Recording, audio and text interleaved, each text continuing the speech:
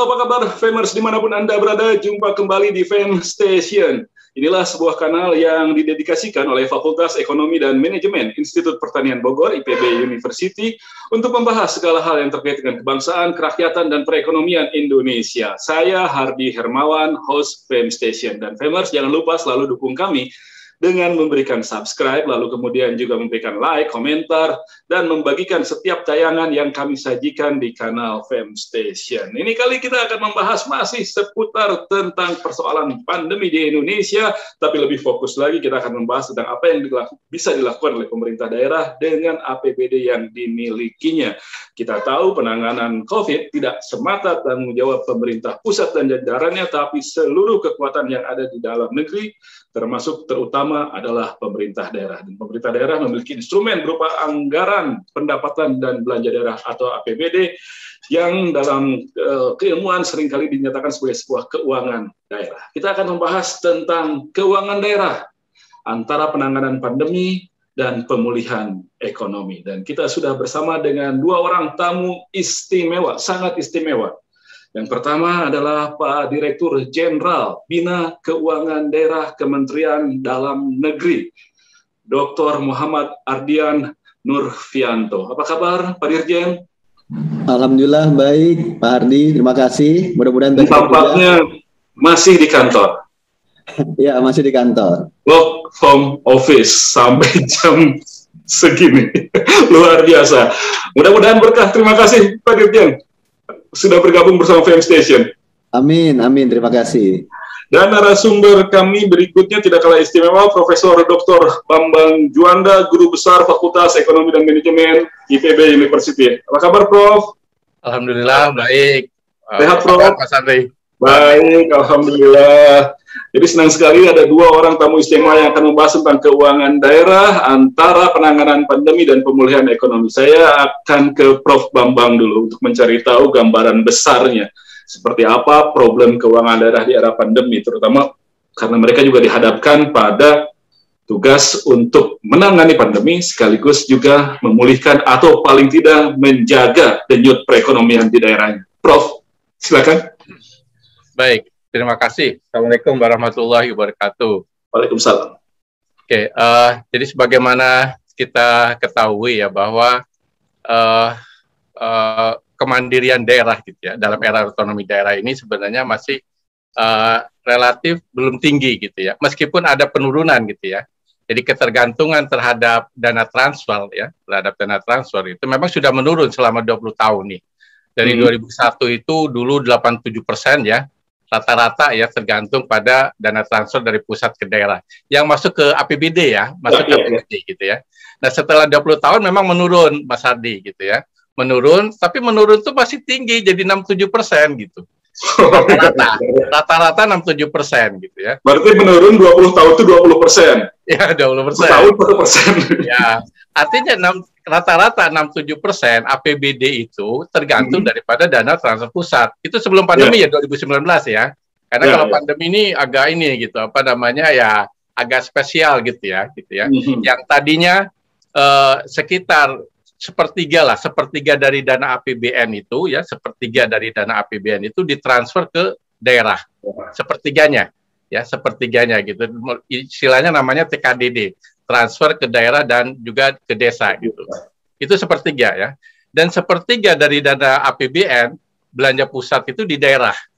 Ya, artinya 2/3 APBN itu sudah dibelanjakan di daerah gitu. Ya, selama 20 tahun ini rata-rata 2/3, sepertiganya dikelola sendiri oleh daerah, sudah di daerah otonom gitu ya di APBD, sepertiganya dikelola pusat tapi dibelanjakan ke daerah. Ya, jadi sehingga pembangunan Indonesia ini sebenarnya sudah tergantung dari daerah sebenarnya, Mas Adi. Ya, jadi maju tidaknya Indonesia ini tergantung bagaimana dalam era otonomi daerah gitu ya. Memang nggak mudah sebenarnya. Daerah tuh belum tentu istilahnya menurut begitu saja keinginan pusat ini. Agak beda dengan dulu zaman Orba gitu kan. Iya, betul. Nah, di sini ketika pandemi gitu, bayangkan tadi kan sangat tergantung gitu ya. Ketika pandemi, waktu itu kan di akhir Maret tahun lalu ya. Tahun lalu ya. Nah, ada beberapa dana yang memang diirmak gitu kan, yang bisa diirmak oleh pusat ya. Di antaranya waktu itu langsung itu ya, Kemenq membuat DAK selain pendidikan dan kesehatan itu difokuskan untuk apa? Kesehatan, termasuk COVID itu, penanganan COVID gitu. Ya, udah langsung situ gitu. Benar-benar memang difokuskan ke COVID tahun lalu gitu ya. Yeah. Dan di AU, dana transfer umum, di AU, kemudian di BH, dana insentif daerah gitu ya. Itu minimal 5% juga untuk sana gitu. Sudah langsung dibuat PMK-nya itu, seperti itu gitu. Nah, sekarang bagaimana untuk tahun 2021 gitu ya, 2021. Nah, ini memang dibesarkan lagi sebenarnya untuk penanganan untuk COVID itu gitu ya. Jadi sekitar 8% dari dana transfer umum itu untuk penanganan COVID itu gitu. Ya, jadi sekitar kalau totalnya itu dana transfer umum, dana desa, dana insentif daerah, kemudian biaya operasional kesehatan, totalnya untuk penanganan COVID itu sekitar 50-an triliun ya. 50 triliun gitu ya. Sedangkan untuk diirma ke pemulihan ekonomi daerah itu setengahnya, sekitar 25 triliun lah. Bisa dikonfirmasi dengan Pak Dirjen nih gitu ya. Nah, hanya di sini karena tadi sangat ketergantungan gitu ya. Mungkin Mas Hadi sudah bisa mengantisipasi nih gitu kan. Sedangkan PAD-nya turun, kemudian juga yang biasanya tadi sepertiga sepertiga itu ya. Mulai tahun lalu itu turun itu Pak. Yang TKDD-nya itu. Ya, turun sekitar 28,9% lah, artinya di bawah 29% itu yang ditransfer ke daerah gitu. Jadi bayangkan yang tadinya tergantung ditransfernya sekarang kurang, apalagi PAD-nya kurang gitu ya. Jadi pasti implikasinya apa? Ya, kan tadi mungkin berarti serapan rendah itu ya mungkin salah satunya memang mereka tergantung gitu kan. Banyak pengeluarannya tergantung dari kemandirian daerah. Nah, begitu juga ya saya kira mengenai data tentang istilahnya beneficiary ya gitu, penerima manfaat gitu ya. Penerima manfaat itu kadang-kadang kan nggak begitu canggih di daerah, belum canggih lah, saya bilang belum canggih. Sehingga padahal kan aturannya kadang-kadang agak rigid juga tuh, misalkan BLT desa nih. BLT desa itu tidak boleh gitu ya, sama atau bukan penerima dari PKH. Sembako biasanya nggak boleh itu. Gitu. Bagaimana memanage ini di daerah datanya gitu. Jadi banyak sebenarnya penyebab dari kenapa serapannya rendah gitu.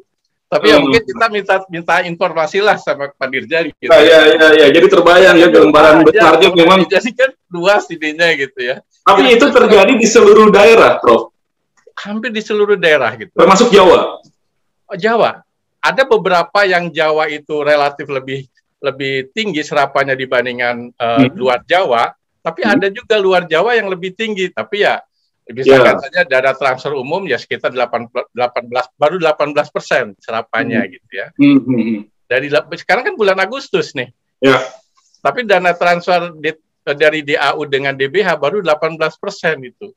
Padahal sudah Agustus ya. Agustus gitu. Kalau secara total dari 5 triliun tuh ya baru 31% sih kemarin.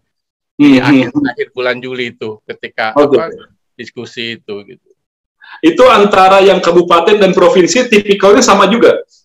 Kabupaten, kota dan provinsi nih. Saya tidak lihat detailnya ya, tapi paling tidak di situ ada ini pengelompokannya sih Mas Hadi. Jadi ada yang di bawah 30%, di bawah 30, di bawah 15% betul.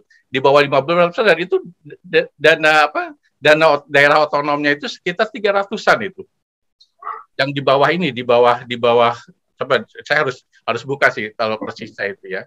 Kemudian dibagi 4 klaster. Ada di bawah 15%, 15-30, 15-30, kemudian 30-50 dan di atas 50%.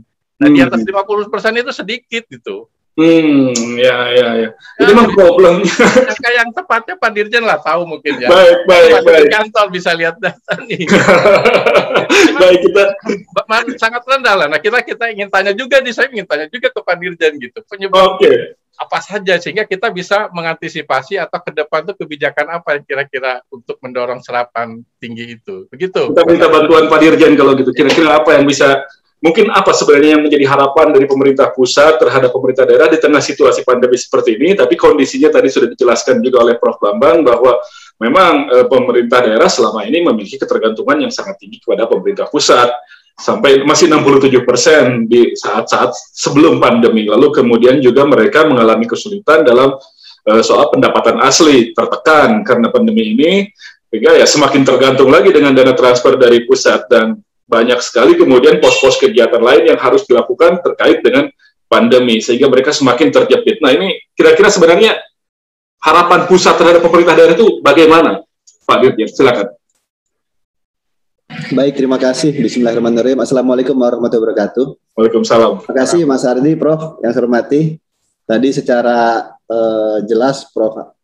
Bambang sudah menjelaskan bagaimana gambaran mungkin tangkapan para akademisi terhadap sedikit lambatnya realisasi terhadap belanja pemerintah daerah. Jadi secara prinsip kalau kami terus dorong belanja tanpa memperhatikan kondisi pendapatan kayaknya kurang fair juga, gitu ya. Karena yang namanya expenditure power itu tergantung kepada revenue power. Dan memang dari kacamata postur APBD itu sendiri, kalau secara agregat itu sekitar 70% itu tergantung dari dana transfer. Pemerintah kabupaten kota itu sekitar 80%. Provinsi itu sekitar 51% tergantung kepada dana transfer, 49% dari PAD, dan kalau provinsi lebih banyak didominasi karena pajak kendaraan bermotor. Nah, dari kacamata pendapatan ternyata banyak tekanan-tekanan yang diterima oleh pemerintah daerah dalam artian koreksi terhadap jumlah alokasi yang harusnya di APBD diterima sekian, tiba-tiba harus disesuaikan. Ya. Gitu. Bahkan orang telah bayar pajak mobil sekarang. untuk belanja-belanja yang sifatnya tadinya block grant, tidak spesifik, itu jadi semi spesifik grant. Seperti tadi kata Prof. Bambang, ada DAU dan DBH yang minimal 8%, yang tadinya block grant ternyata harus digunakan untuk penanganan COVID-19. Jadi ruang gerak daerah tentunya akan semakin terbatas. Di sisi lain, dari kacamata PAD, baik pemerintah kabupaten, kota maupun provinsi juga tertekan, baik dari pajak maupun dari retribusi. Kira-kira coba saya tanya Mas Ardi ya, apa kira-kira di tengah pandemi COVID ini justru yang naik pendapatan daerah? Jadi yang naik itu, Prof, izin, retribusi layanan kesehatan naik. Oke. Retribusi pelayanan pemakaman naik. Ada retribusinya juga ya. Iya. Kalau DKI dibuat 0%. Diberikan insentif, dan retribusi pengendalian menara telekomunikasi itu pun naik. Persis. Karena semua work from home. Dan yang menariknya lagi, pajak rokok juga naik. Tapi semua orang di rumah yang orang mungkin nggak bisa merokoknya di rumah karena sering di rumah, jadi bisa terus. I can relate. Jadi, tapi hampir semua bisa dikatakan lebih dari 90% sektor PAD mengalami kontraksi. Ini juga ternyata tidak lepas dari rasa optimis Pemda pada saat nyusun APBD 2021 bahwa COVID bisa dikendalikan. Sehingga sektor-sektor sebagai penopang pendapatan dianggap bisa bisa rebound, bisa balik kembali, kira-kira begitu. Sehingga pada saat menyusun APBD 2021 dengan angka optimistis, banyak sektor-sektor belanja-belanja yang pada akhirnya menyesuaikan. Namun ternyata fakta berkata lain. Mei, Juni sudah ada ternyata varian baru, bahkan second wave ada di Juni, sehingga sangat berdampak terhadap pendapatan. Akibatnya apa? Yang mau tidak mau, belanjanya pun akan semakin tertekan. Nah, kami mencoba fair dengan kondisi tersebut. Tidak membandingkan daerah dari kacamata asumsi waktu nyusun APBD 2021 dengan angka sekarang. Kalau memang kita bandingkan dengan angka tersebut, pada saat mereka nyusun optimistis, dengan begitu pendapatan yang bisa dikatakan baik, tapi ternyata faktanya berkurang, maka akan rendah realisasi terhadap belanja. Kami coba bandingkan antara belanja dengan pendapatan. Gitu loh. Jadi begitu kami bandingkan belanja dengan pendapatan, memang dari kacamata belanja dibandingkan dengan APBD itu kecil. Rata-rata sampai dengan 13 Agustus 38,13%. Itu belanja. Kecil. Tapi kalau kita bandingkan antara belanja dengan pendapatan, rata-rata 88,88%. Sebenarnya tinggi seperti itu. Bagus. Jadi kalau mau kita fair adalah kemampuan belanja daerah harus dilihat dulu kemampuan pendapatannya seperti apa. Kita bandingkan dengan asumsi waktu nyusun APBD ya memang akhirnya kecil. Nah biasanya angka-angka ini mulai disesuaikan pada saat pemerintah daerah menyusun APBD perubahan. Di mana yang lebih realistis tentunya akan dikembalikan kepada posisi yang menurut mereka diperhitungkan mendekati angka ideal atau angka realisasi. Nah, kami dari pusat tentunya sangat berharap bahwa pemerintah daerah bisa menggenjot. Kalau tadi ada 88%, berarti masih ada sekitar 10%, 12% yang bisa dibelanjakan, itu yang didorong. Kenapa kami mendorong seperti itu? Prof. Bambang selaku ekonom pasti paham kemarin kita sudah dalam posisi nih keluar dari jurang resesi nih Prof ya. Di kuartal kedua di angka 7,07%. Tapi itu prestasi bulan April, Mei, Juni. Belum ada second wave. Iya, sekarang dengan adanya second wave dan adanya upaya pembatasan, jadi gini, jangan nanti kita ada asumsi ini gara-gara PPKM, tidak. PPKM adalah instrumen pengendalian. Ya. Itu. Ini semua ya gara-gara COVID. Kita punya musuh yang sama namanya COVID. Ekonomi bisa kita kembalikan, mudah-mudahan. Tapi kalau mohon maaf nyawa nggak bisa kita kembalikan. Makanya ada penerapan PPKM. Nah, karena PPKM ini gerakan semakin terbatas. Nah, gitu loh. Mobilisasi semakin terbatas, interaksi semakin terbatas. Sedangkan saya orang keuangan dan saya yakin Prof juga punya pendapat yang sama. Yang namanya perputaran ekonomi itu sangat tergantung pada interaksi. Baik langsung maupun tidak langsung. Semakin kita batasi interaksi, ya perputaran ekonominya pasti akan semakin lambat. Mereka yang bergerak di sektor UMKM. Nah, PKL segala macam atau mereka yang bergerak di upah harian. Begitu dibatasi ya tentu akan sangat berimplikasi kepada kemampuan mereka untuk bisa membeli. Nah, kacamata pertumbuhan ekonomi salah satunya adalah mungkin konsumsi rumah tangga. Investasi, ekspor, impor seperti itu ya. Mohon maaf Prof yang lebih paham lah. Kalau saya kan hanya ibaratnya menganalisa kira-kira begitu. Nah, begitu PPKM diberlakukan dengan harapan COVID bisa kita kendalikan, ternyata juga berdampak kepada pendapatan masyarakat.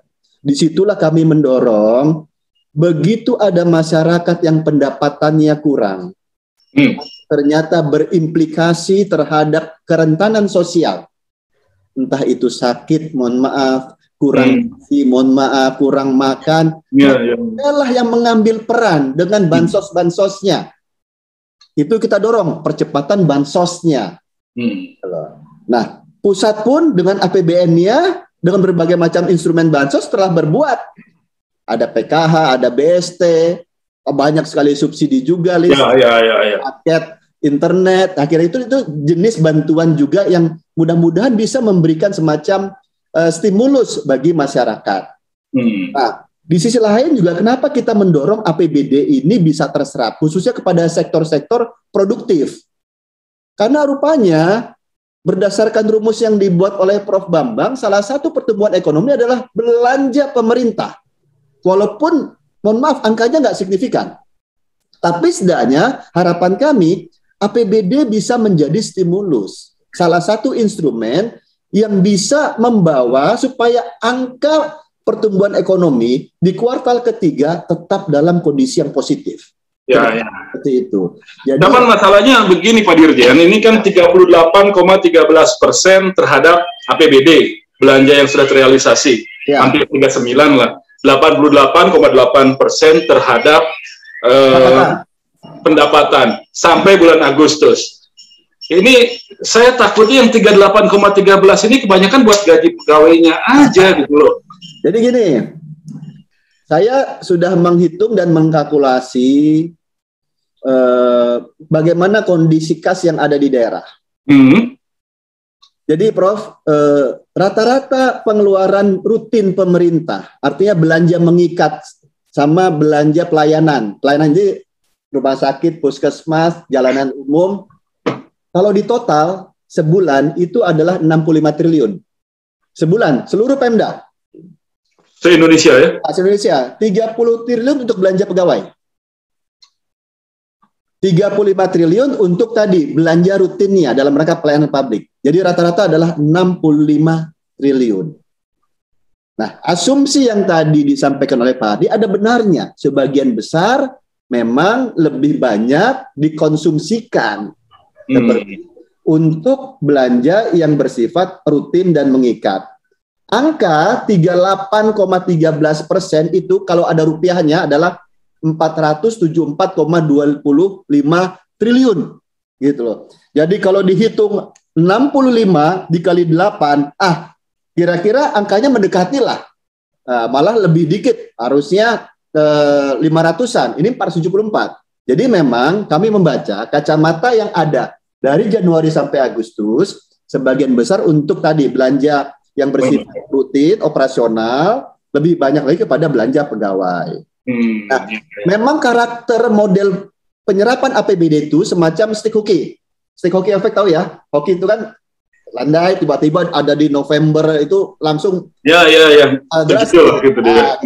Karena gini, perilaku belanja APBD itu, kegiatan-kegiatan yang bersifat kontraktual itu selalu ada di bulan April, di bulan Mei atau bahkan Juni. Baru buka tender ya? Ya. Sehingga pada saat masuk bulan Agustus ada uang kas idle, itu sebenarnya uang kas untuk menunggu tagihan terhadap kegiatan-kegiatan yang sifatnya kontraktual. Oke. Gitu. Dan kadang-kadang menariknya begini, Prof ya. Kalau kegiatan besar itu kan ada pembagian termin 1, termin 2, termin 3 gitu ya.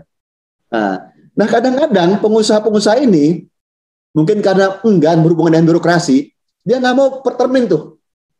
Langsung di termin ketiga, pas 100%. Nah, itu kendala pun yang kami nilai harus dirubah. Saya nggak mau menyimpulkan kenapa kok mereka nggak mau ketemu dengan termin 100%. Silakan. Tapi intinya adalah mereka pengajuannya ada langsung di 100%. Dan 100% itu biasanya ada di Desember. Padahal kalau ada tagihan tagihan tahap pertama, termin pertama, mungkin sekitar 20%, itu bisa membantu proses penyerapan. Jadi begitu. Kami mendorong, jadi kalau tadi pertanyaan adalah bagaimana harapan pusat, kami Kemendagri berharap Pemda segera pertama mengejar pendapatannya. Ini menarik, Prof. Kita suruh mereka, dengan adanya PPKM, petugas pajak nggak juga turun ke lapangan. Nggak bisa untuk meng-cross-check. Bener nggak misalnya kalau pajak restoran betul sekian? Paling kirim email ya. Takut juga mereka. Jadi hal yang memang sebenarnya semakin menarik. Ada langkah-langkah extraordinary untuk bisa meningkatkan pendapatan. Jadi belanja bisa disesuaikan. Prof, dengan segala persoalan yang dihadapi itu tadi dan apa data-data yang disampaikan oleh Pak Dirjen, ini peluang daerah dengan keuangan daerah ini untuk bisa ikut menangani pandemi, menjaga denyut perekonomian itu bagaimana peluangnya? Jadi gini, tadi kalau tadi cerita Pak Dirjen ya, bagaimana uang yang besar itu kan tender itu sekitar April Juni ya Pak Dirjen nanti cerita itu ya. Jadi begini, kita tahu bahwa kalau APBN itu kan defisitnya beneran lah gitu ya. Tiap tahun defisit gitu ya. Hanya ironisnya, Mas Hadi, ironisnya daerah itu gitu banyak yang bukan defisit, surplus gitu selama ini sebelum pandemi ya. Silpa terus emang. Silpanya besar gitu ya. Jadi kalau kita lihat mungkin Pak Dirjen juga tahu ya bagaimana simpanan daerah di Bank Pembangunan Daerah biasanya itu besar. Dulu ketika kita melakukan penelitian, ya, mereka tuh selalu alasannya begitu yang tadi disampaikan Pak Dirjen itu. Ini kan nunggu tender gitu ya kan nantilah gitu. Tapi setelah pertengahan tahun masih begitu juga, masih banyak di Bank Pembangunan Daerah itu. Nah kan APBD itu untuk dikeluarkan itu kan. Nah ini sebenarnya kalau saya lihat gitu waktu kan tiap kuartal itu Bu Menkyu selalu menyampaikan kan perkembangan realisasi APBN. Saya melihat gini. Ketika tahun 2020 gitu ya, Mas Hadi itu dana di perbankan, dana Pemda di perbankan itu menurun itu, Mas Hadi. Mungkin ini adalah salah satu penyelamat gitu ya, Karena kan banyak yang defisit kemarin itu ditutupi oleh apa? Oleh silpanya itu. Sisa lebih pengguna tahun lalu gitu. Jadi ada penyelamatan di situ. Tapi ketika saya melihat laporan dari Bu Menkyu kuartal 1 ya, kuartal kemarin gitu ya. Itu naik lagi tuh Mas Ardi. Itu saya lihat dana Pemda di perbankan itu naik lagi, kelihatannya sudah mulai dibantu nih oleh pemerintah pusat gitu ya, atau mungkin sudah daerah pun sudah mulai lihat gitu ya. Itu mulai lagi naik lagi tuh dana Pemda di perbankan itu. Kan jadi ironis, kita pusat ini benar-benar defisit nih, utang lagi, bahkan untuk 2022 mungkin sekitar 1.000 triliun gitu kan, misalkan untuk menutup defisit itu gitu ya. Tapi daerah itu kalau kita lihat ya, silpanya besar dan dana Pemda di perbankan itu masih cukup besar juga gitu. Jadi artinya balik lagi ke perilaku sebelum-sebelumnya, hanya sebentar kemarin saja. Iya, di tahun lalu aja pas kuartal 1 itu agak naik lagi tuh. Saya lihat itu dari laporan Bu Menku ya kemarin itu kan dana Pemda di perbankan itu naik lagi kuartal 1 itu. Sebelumnya turun karena memang untuk menutupi defisit mereka kan. Tahun lalu itu gitu. Dan kemudian tadi juga dinyatakan bahwa ini ada 8 yang sudah dibelanjakan itu 88% dari pendapatan. Ada spare sekitar 10-11% lagi, itu memungkinkan nggak Prof untuk betul-betul sesuai harapan dari Kemendagri bahwa itu tetap cepat gitu disalurkan. Jadi memang perilaku Pemda ini ya kita kan banyaklah dinamika politik nih, bukan hanya di pusat saja ya, di daerah pun ada lah di situ gitu ya. Hanya memang semua ini gitu ya harus dibarengi juga dengan law enforcement gitu ya. Jadi aturan-aturan tadi minimal sekian persen gitu kan selama ini kan hanya ya udah kalau gitu tunda dulu gitu kan. Tunda dulu ini di AU di bulan berikutnya seandainya di AU penyerapannya masih gitu ya, atau kurang dari 5% kalau tahun lalu gitu ya.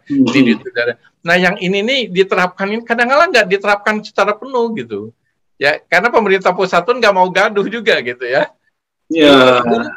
Dulu pernah juga waktu sebelum ini berapa tahun yang lalu tuh pernah itu di AU-nya ditunda juga karena banyaknya dana di perbankan gitu. Ya, betul. Dulu pernah dilakukan itu. Iya, daerah marah itu. Wah, pusat ini motong di AU segala macam gitu ya. Udah gaduh gitu ya. Nah, akhirnya itu nggak dijalankan lagi gitu. Nah, inilah daerah memang ya itulah.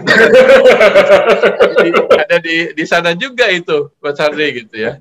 Jadi memang jadi kan sekarang ini lagi dibahas nih di DPR terkait dengan rancangan undang-undang hubungan keuangan pusat dan daerah gitu. Ya, di situ sebenarnya sudah ada ketegasan ya. Jadi mungkin Pak Dirjen juga tahu di undang-undang pemerintahan daerah gitu ya. Kan turun PP 2 tahun 2018 ya Pak Dirjen ya, bahwa setiap warga negara itu gitu ya berhak menerima pelayanan dasar gitu ya. Urusan wajib terkait pelayanan dasar yang ada 6 itu harus diterima oleh semua warga negara itu, Mas Ardi. Kan kesehatan, perumahan, ya sosial gitu kan, sanitasi segala macam, keamanan, itu benar-benar setiap warga negara itu berhak menerima itu. Hanya memang daerah itu kadang-kala mengandalkan transfer DAK. Padahal DAK reguler itu ya, DAK reguler itu untuk mempercepat pencapaian SPM gitu, bukan satu-satunya gitu ya. Jadi sebenarnya dananya kan dari mereka udah dari PAD, dari DAU, dari DBH gitu ya. Tapi kadang-kadang itu dari DAK reguler gitu. Nah, inilah aturan-aturan yang sebenarnya bagus untuk ini kadang-kadang mungkin ketika law enforcement-nya enggak gitu. Bahkan dulu ya kita pernah membuat naskah akademik untuk DAK berbasis proposal ya, dengan Ekrisnanya itu Mas Adi di Bappenas gitu ya. Kita tuh meminta gitu daerah itu menyampaikan untuk ada mengupload data teknis juga kan capaian SPM itu daerah ya. Nah di sana kita meminta itu daerah itu sumber dananya dari mana saja untuk mencapai itu gitu ya. Jadi misalkan dari DAK, dari DAU dan sebagainya. Tapi saya tahun sebelum pandemi saya belum melihat itu gitu ya di Ekrisna itu gitu. Sehingga daerah pun pinter juga kan. pinter juga, udahlah mengandalkan DAK aja nih yang dominannya gitu kan. Padahal DAK itu hanya membantu untuk mempercepat capaian SPM itu gitu. Malah itu yang mereka jadikan diandalkan mereka gitu. Andalan. Ya, baik. Itulah aturan ini gitu ya. Ini kan semuanya itu dari Undang-Undang APBN, Mas Ardi. Undang-Undang Perimbangan Keuangan itu sudah lama, itu tahun 2004 gitu ya. Selama itu ya tinggal nanti tergantung di Senayan juga kan itu. Betul. Tarik-tarikannya. Gitu, ya. Oke. Harus cepat juga itu ya. Apa RUU Hubungan Keuangan Pusat dan Daerah itu. Ya, itu ya. Dan mungkin pandemi ini seharusnya bisa menjadi momentum percepatan ya. Ya. Mudah-mudahan sih. Mudah-mudahan. Karena undang-undang pemerintah daerah kan sudah lama, yang barunya itu 2014 kan. Betul. Biasanya kan dia tahun bersamaan ya Pak Dirjen ya. Dengan hubungan keuangannya. Di 2000 berapa? 19 dulu tuh ya, kemudian ke 2004 gitu kan. Ya.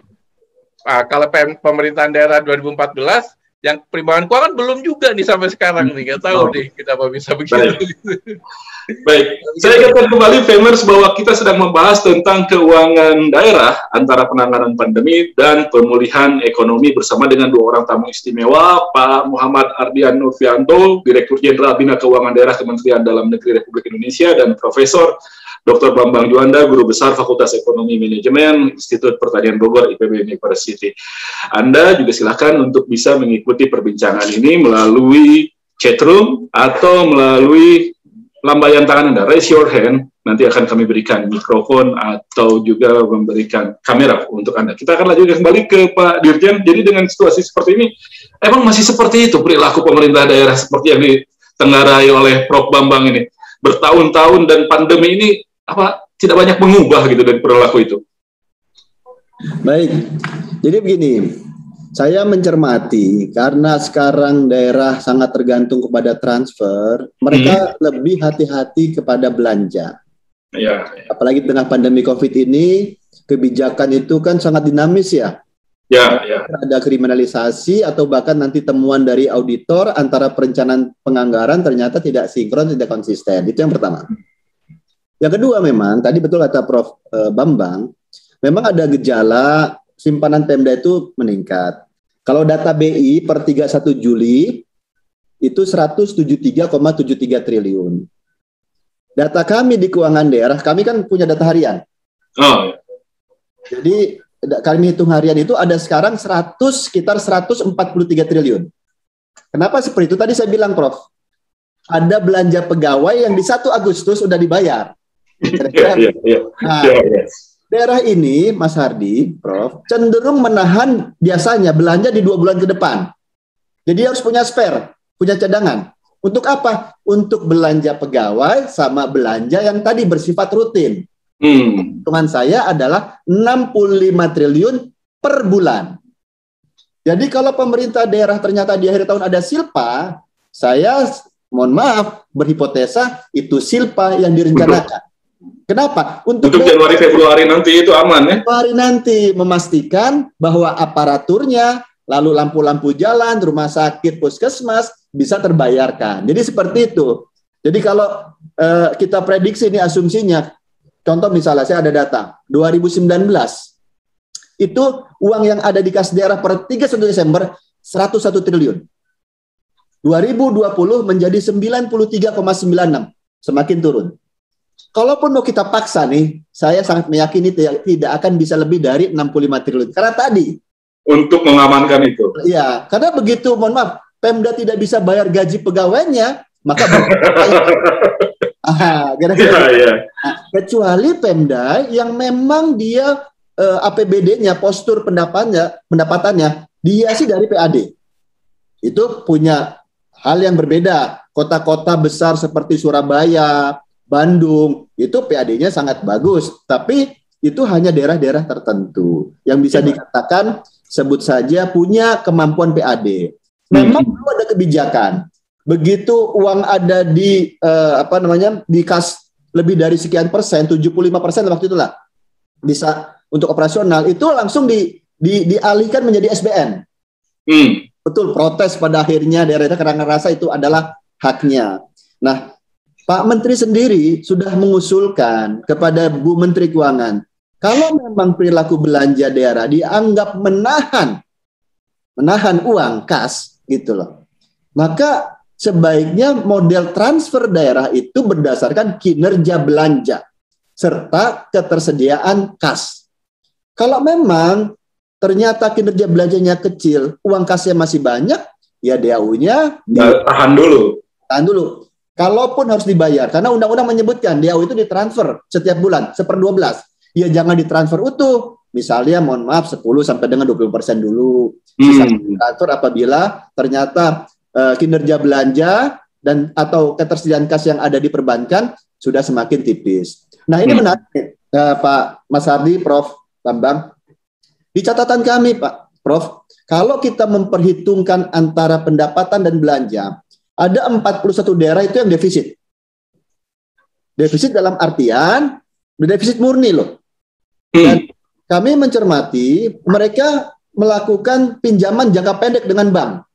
Artinya saya pinjam dulu, nanti saya bayar begitu DAU ditransfer. Kira-kira begitu. Ya. Tidak semua daerah kita judge bahwa uang kasnya banyak, enggak. Banyak juga daerah yang uang kasnya terbatas. 41 itu? 41 salah satunya. Itu yang defisit. Belum lagi yang angkanya tipis. Kalau dibandingkan untuk belanja pegawai, mereka pun tidak akan bisa membiayai, itu ada. Sehingga strategi yang mereka gunakan biasanya adalah pinjaman jangka pendek, di mana bank persepsi atau RKUD itu ditempatkan. Seperti itu. Ya. Jadi ada daerah-daerah yang semacam itu tadi. Kemudian ada usulan dari Kementerian Dalam Negeri ke Kementerian Keuangan dalam tata cara penyaluran dana transfer disesuaikan dengan kinerja. Nah, tapi kalau dalam situasi COVID begini, bagaimana itu penyaluran transfer ke daerah itu sebaiknya, Pak Dirjen? Dalam penanganan COVID, lalu kemudian juga pemulihan ekonomi di daerah. Karena daerah meneriakan harusnya lebih dipercepat ini katanya. Begini, tadi saya sampaikan, kondisi ideal adalah pemerintah daerah percepat realisasinya. Realisasi pendapatan, realisasi belanja. Tadi saya sampaikan yang namanya expenditure power sangat tergantung kepada revenue power.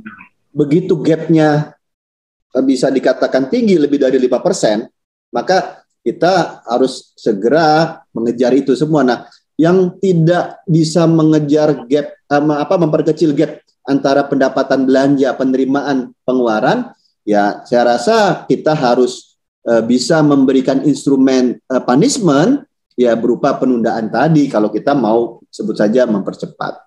Oke, jadi itu dulu yang tetap harus ditunjukkan oleh pemerintah daerah ya, ngapain itu? Termasuk saya menilai termasuk yang kemarin dikirim surat itu teguran. Teguran itu kan cerita karena inakes ya, belum karena penyerapan. Ya. Begitu insentif nakesnya dinilai masih 0, barulah atau rendah, Pak Mendagri akhirnya bersurat kepada 19 gubernur, ke 368 bupati wali kota loh, banyak sekali. Gitu loh. Oh, kalau yang bupati wali kota Pak Dirjen yang menyurati ya? Ya, atas nama menteri. Cuma tidak se-expose bagaimana Pak Menteri menegur gubernur. Tapi kami pun sebut saja memberikan semacam teguran kepada Pemda-Pemda tersebut.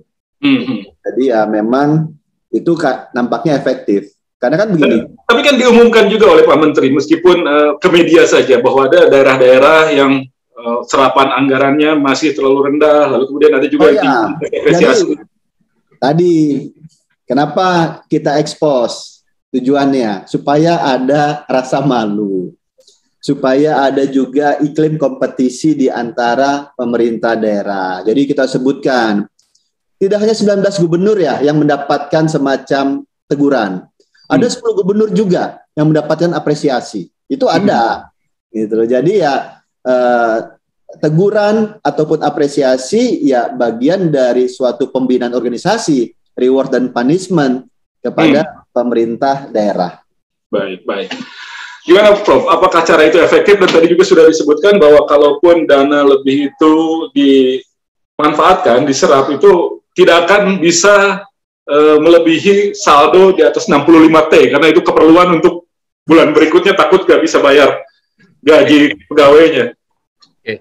Jadi gini, sebelum saya menjawab itu ya, saya ingin mengomentari tadi menarik yang disampaikan Pak Dirjen gitu ya, bahwa sebenarnya daerah pun ada yang defisit tadi kan, sekitar 41 gitu ya.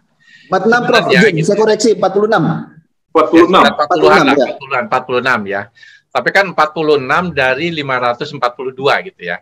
Jadi baru sedikit lah gitu ya dibandingkan yang surplus. Ya, dibandingkan yang surplus ya sekitar 40-an dari 542 ya. Sebenarnya instrumen kebijakan desentralisasi fiskal gitu ya. Sudah lama kita para akademisi ini gitu ya ingin bagaimana mengefektifkan gitu ya beberapa seperti block grant ya untuk equalization grant gitu ya, kayak di AU itu. Di AU kan untuk mengurangi ketimpangan ya, ketimpangan antar daerah diantaranya gitu ya. Nah kalau kita menggunakan formula yang murni, yang tidak kan selama ini kan menggunakan ini di AU itu kan alokasi dasar ditambah fiscal gap gitu kan. Ya. Alokasi dasar ditambah fiscal gap. Fiscal gap ini kebutuhan dikurangi kapasitas fiskal ya, kebutuhan fiskal ditambah alokasi dasar. Meskipun alokasi dasar ini kan belanja pegawai negeri sipil daerah. Ya. Dan itu memang dari 100, 80, 60% gitu kan dikurangi gitu ya. Saya bilang meskipun itu dikurangi gitu ya, itu tetap kan daerah-daerah kaya itu belanja pegawai negeri sipil daerahnya apa? Besar kan? Jadi bagaimana efektif gitu di AU itu sebagai equalization grant gitu. Sebab udah lama kita para akademisi ini udah langsung fiscal gap gitu. Jangan belanja pegawai negeri sipil daerah itu dimasukkan gitu kan.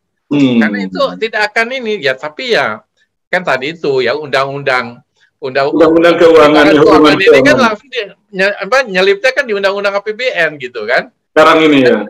Dan kuatnya dinamika di Senayan itu gitu ya. Biasanya kan orang yang daerah yang padat penduduknya, daerah kaya padat penduduknya gitu ya. Sehingga bisa sering datang ke Jakarta. Ya, bertahan terus kan kalau di AU-nya daerahnya ini katakanlah kurang ini gitu kan. Artinya jauh di bawah ini gitu kan. Nah itulah gitu. Sehingga makanya tadi itu cepatlah gitu ya. Undang-undang hubungan keuangan pusat daerah itu dia cepat diganti, direvisi gitu ya, perimbangan keuangan tadi gitu ya. Di antaranya ya formulasi tadi gitu. Jadi selama itu masih ini gitu ya. Nggak tahu yang terakhir ya, ini apakah alokasi dasar itu sudah dihilangkan nggak gitu ya. Tapi udah lama itu alokasi dasar itu. Belanja pegawai negeri sipil. Jadi bayangkan ya seperti katakanlah DKI atau mungkin yang lainnya yang daerah-daerah kaya kan padat ya. Pasti kan besar gitu ya. Nah, sehingga yang 46 daerah yang disebutkan Pak Dirjen itu nggak mendapatkan untung yang besar dari formulasi D ini gitu. Kalau menggunakan formulasi yang benar gitu ya, itu yang PET 1 itu akan dapat gede itu. Ya. Akan dapat gede kalau benar-benar untuk sebagai equalization grant itu di AU itu. Ya, akan dapat ya, tapi ya di sana kan karena lewat undang-undang APBN ya nanti dulu nih berapa persen nih bobot ini gitu kan. Iya, betul. Gitu. Dinamika politik jalan di situ gitu kan. Makanya kalau inilah undang-undang itu saya kira harus cepat juga ya, undang-undang hubungan keuangan pusat daerah itu. Banyak juga. Sudah sampai mana Pak Dirjen undang-undang rancangannya? Sedang dalam pembahasan dengan DPR RI, tapi sudah kami sampaikan memang ada beberapa sebut saja reformulasi lah terhadap hitung-hitungan yang tadi disampaikan oleh Prof. Bambang. Salah satunya menyangkut di AU. Nggak ada lagi alokasi dasar, memang itu nggak ada. Lebih kepada SPM. Jadi supaya lebih adil lah, lebih proporsional sesuai dengan kebutuhan daerah. Tinggal tadi perberat kita pemerintah pusat adalah menghitung SPM terhadap 6 pelayanan wajib dasar tadi. Kira-kira harus dihitung secara tepat, akurat, unit cost-nya seperti apa nanti. Ya. Nah, selama ini sendiri yang menjadi hambatan apa dari pembahasan undang-undang itu? Baru kita ajukan tahun ini. Sebelumnya memang disampaikan oleh Kementerian Keuangan, namun baru bisa disampaikan tahun ini. Mudah-mudahan tahun ini bisa selesai sehingga bisa dijadikan rumusan untuk menyusun dana transfer atau APBN di 2022. Mudah-mudahan. Tapi kalau tidak ya mau tidak mau kan yang menjadi dasar adalah undang-undang yang memang berlaku pada saat ini atau pada saat pembahasan. Ya. Tapi sudah dijadikan prioritas pembahasan di Prolegnas? Sudah, Mas Ardi. Ada harapan berarti Prof kalau gitu? Ya, mudah-mudahan. Tapi apa yang dititipkan harus bisa benar-benar termaktub dalam undang-undang tersebut, dan apa pelajaran dari pandemi ini juga yang mungkin bisa jadi antisipasi yang masuk juga dalam undang-undang itu? Nah, selain itu ya, saya juga prihatin mengenai masalah data nih. Data kita nih jarang update gitu ya. Salah satu serapan ini rendah gitu ya, terutama perlinsos nih, perlindungan sosial gitu ya, bansos ya, PK segala macam gitu ya. Apalagi tadi itu kan dari BLT dana desa dengan PKH itu kan nggak boleh ini kan, BLT desa nggak boleh beneficiary-nya yang menerima PK dan seterusnya gitu kan. Bagaimana daerah itu punya itu gitu.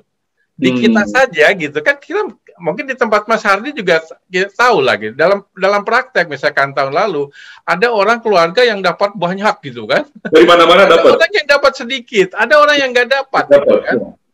Akhirnya memang kita sendiri yang membantu kan, seperti di kami nih, di RW kami gitu ya, kita orang-orang masjid nih, orang DKM gitu kan, membuat list itu ya kira-kira beneficiaries ya, supaya nanti baik dari katakanlah dari Pemda, kemudian dari Pemda provinsi, kemudian dari pusat gitu yang tidak masuk APBD gitu kan itu. Nah, terus bagaimana supaya benar-benar fair gitu ya beneficiary ini gitu ya. Jangan sampai yang ini banyak, yang ini tidak dapat, ini dapat sedikit gitu. Jadi justru masyarakat gitu. Dia mengenai data ini, data istilahnya data miskin lah gitu, orang miskin gitu ya. Karena kalau banyak orang yang mengeluarkan gitu. Ya mungkin Pak Dirjen tahu lah, barangkali mungkin beberapa waktu dalam hal ini Pak Dirjen juga sama-sama jadi korban seperti ada salah satu kementerian mau mengumpulkan data juga kan ya Pak Dirjen ya.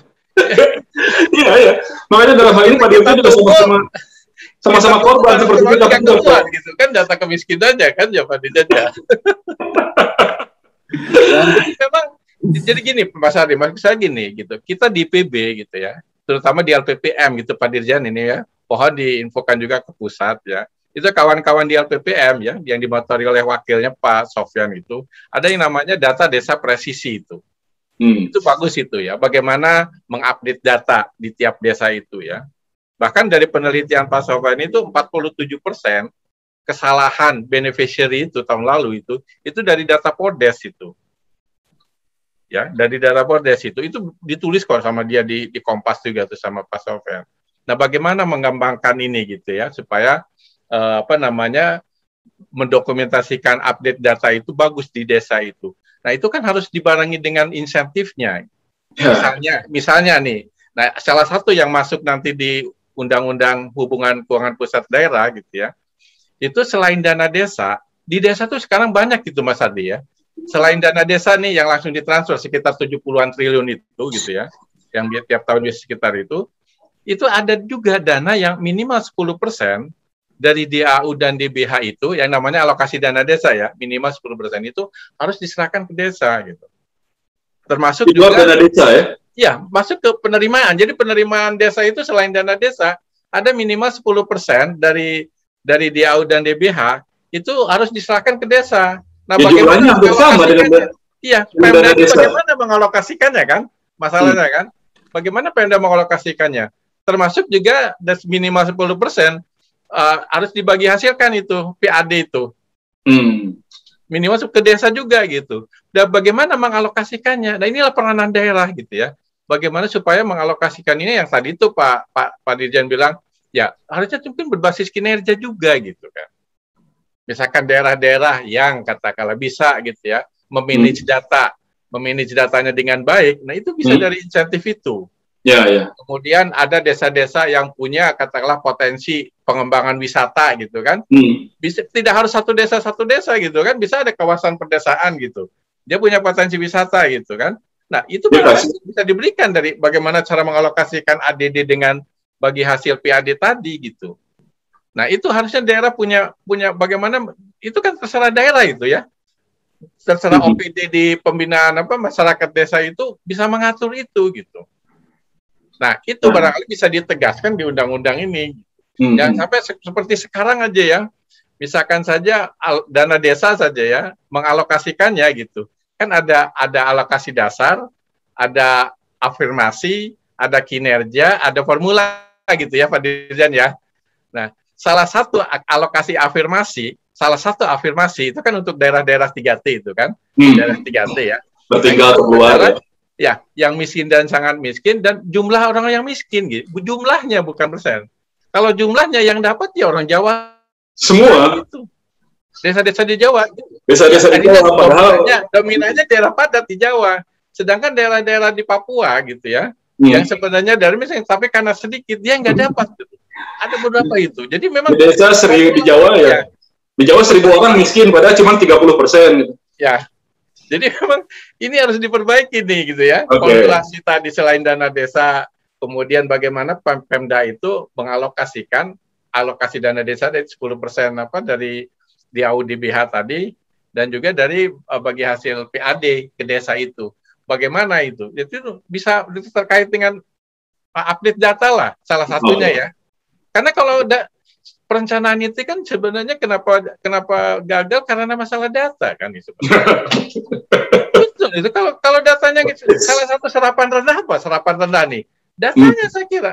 Karena tidak tahu mau dikemanakan ya. Mau dikemanakan itu. Jadi bukan ya memang karena kehati-hatian Pemda tapi karena datanya nggak punya gitu. Jadi nunggu ini gitu. Nah, itulah barangkali nunggu kepepet.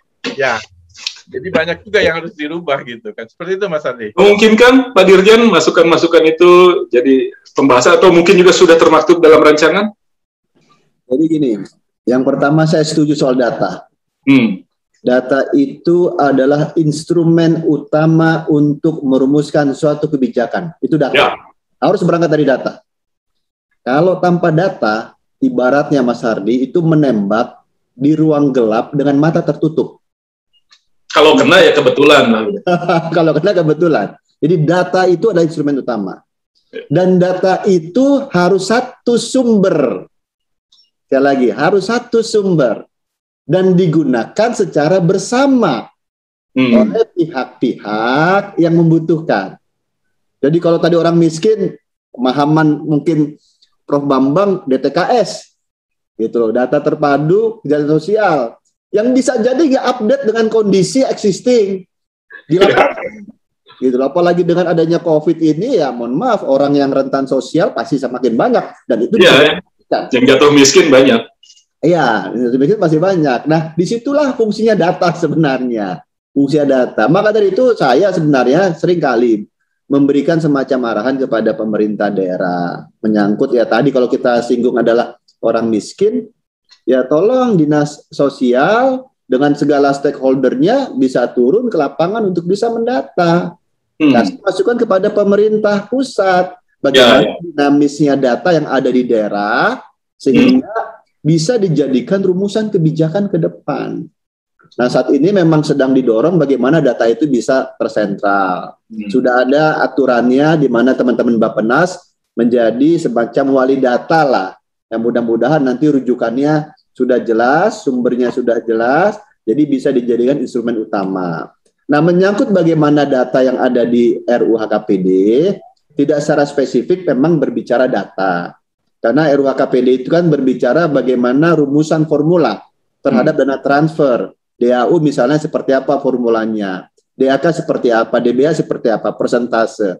Nah, itu lebih memuat kepada formulasi menyangkut transfer, bukan kepada data. Tapi dalam merumuskan bagaimana dana transfer, saya yakin ini pasti berbasis data.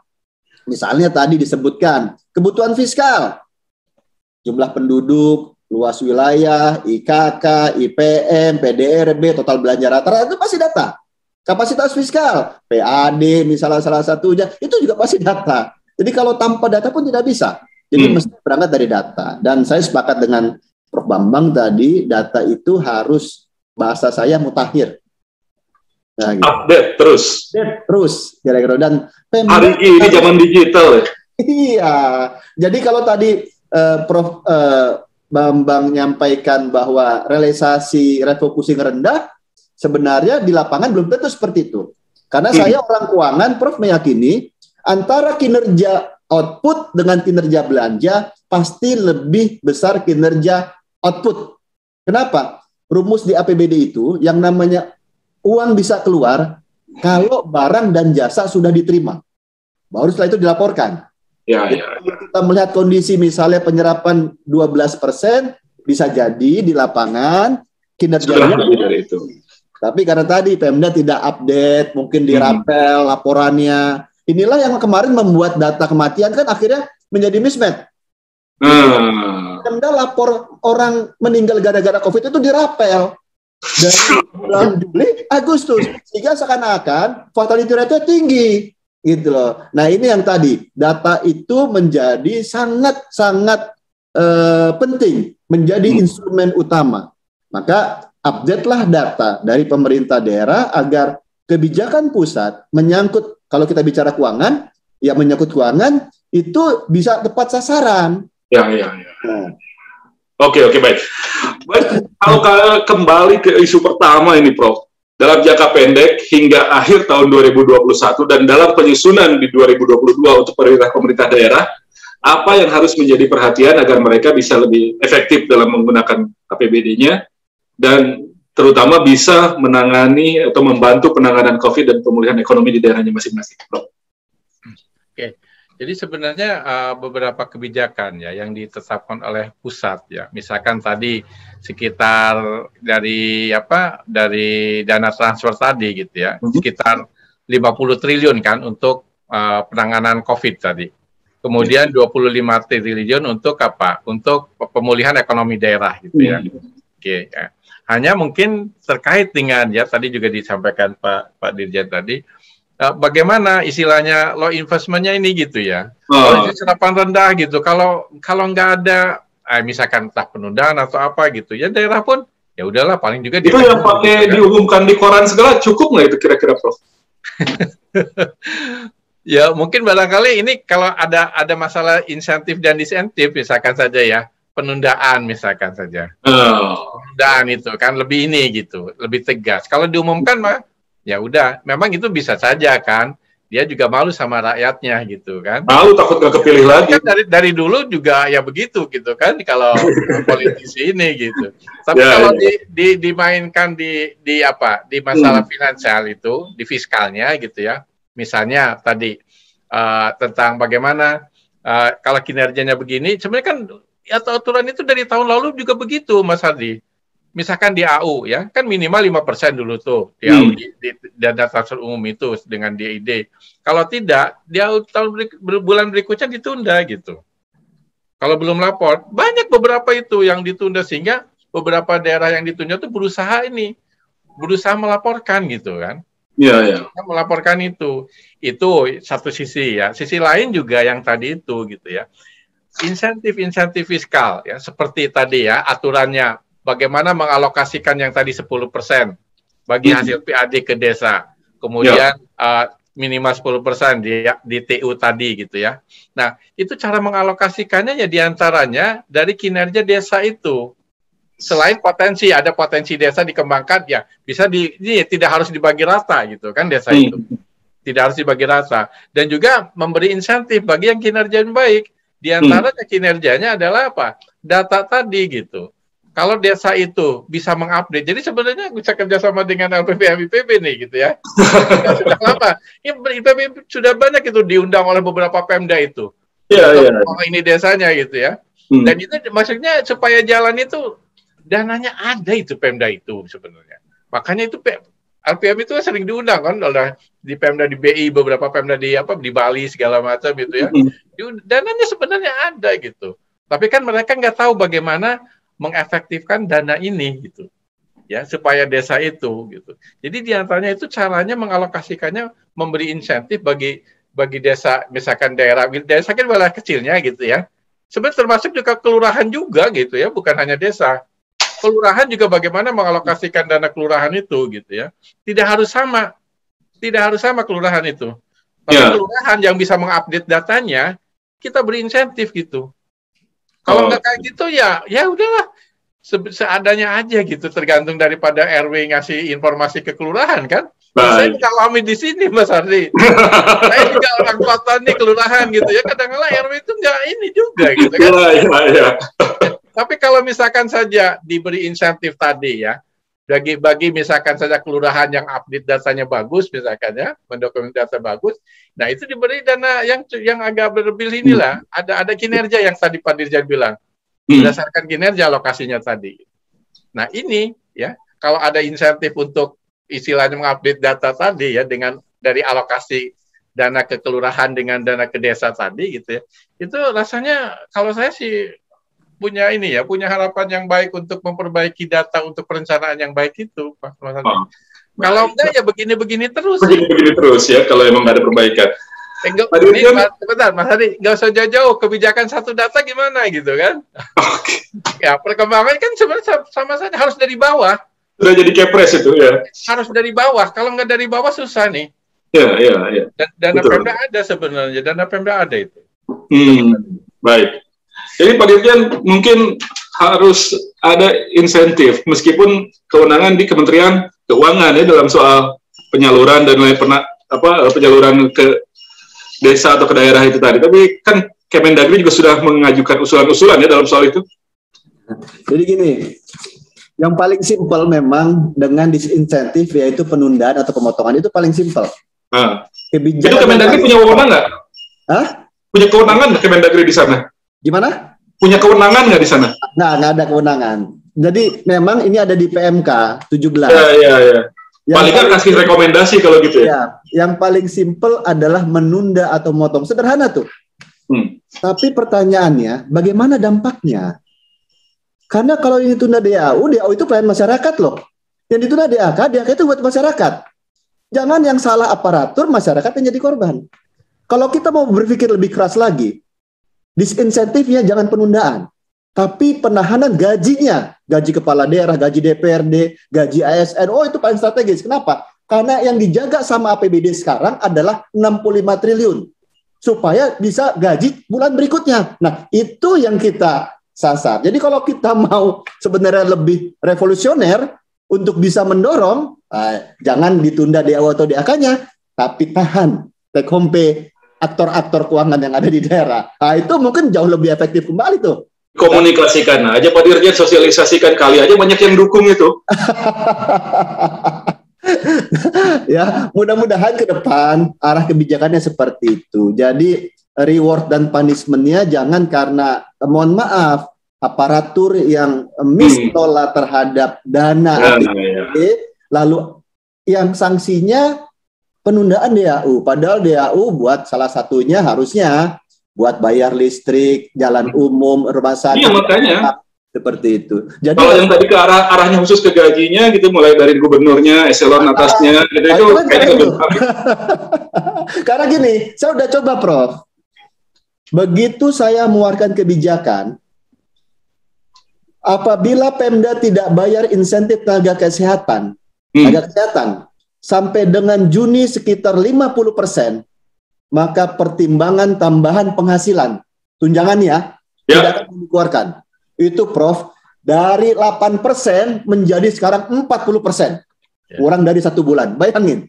Jadi, kalau... itu efektif. Nah, itu tadi saya bilang. Kalau kita mau efektif, jangan yang bersifat anggaran untuk daerah. Tapi take home pay buat aktor-aktornya. Kira-kira itu pasti itu bisa diidentifikasi kan? Sangat bisa sebenarnya. Sangat bisa. Ya udah masukin pasalnya itu di undang-undang itu.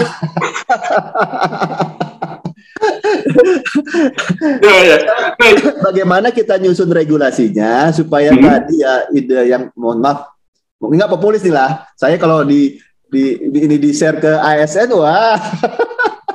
Enggak, jumlah ASN dibanding jumlah rakyat kan banyakkan rakyat, jadi pasti. Pasti. Tapi tadi saya sampaikan, mohon izin Prof, yang paling efektif menurut hemat kami adalah mengganggu take home pay-nya, aktornya, karena itu akan memberikan stimulus. Apalagi ya mohon maaf, rata-rata gaji ASN itu kan sudah sekolah di bank, gitu loh. Jadi mereka harus benar-benar bisa berupaya kerja keras untuk bisa sebut saja mendapatkan tambahan lain selain yang mereka terima setiap bulannya. Itu sebenarnya ide yang sedikit nyentrik, tapi saya pernah nilai efektif karena saya udah uji coba nih. Ketika nakes itu ya? Ya, akibat nakes yang lambat, saya atas izin Pak Menteri tentunya buat kebijakan TPP, tambahan penghasilan PNS. Jadi dari 8% jadi 40% dalam 1 bulan. Dalam 1 bulan. Naik 500%. Nah, ini kan artinya hal yang sebenarnya menarik untuk dikaji dan dipelajari. Tapi tadi lagi-lagi perlu ada dasar hukum. Oke. Dan perlu ada penyelarasan hukum juga yang mungkin sedikit banyak ada saling tidak sinkron. Gimana? Mungkin perlu juga penyelarasan hukum. Ya, perlu. Jangan kan gini, jangan nanti gaji kita tahan, honor keluar. Gitu loh. Ya sama juga bohong. Jadi untuk menuju ke sana, pertama kebijakan single salary itu harus sudah berlaku. Gaji dulu. Jadi Pemda, mohon maaf, ASN itu hanya terima gaji tunjangan. Jangan sampai menerima, ya mohon ada honor-honor lagi, nanti honor kegiatan. Nanti kita kunci di tunjangan dan gaji, honor yang lain bisa support ya percuma. Jadi apalagi nggak ada kan standar kegiatan program di daerah. Jadi kegiatan tuh panitianya bisa 600 orang kan kalau gitu. Ya, maka dari itu perlu tadi kebijakan mengenai single salary dulu.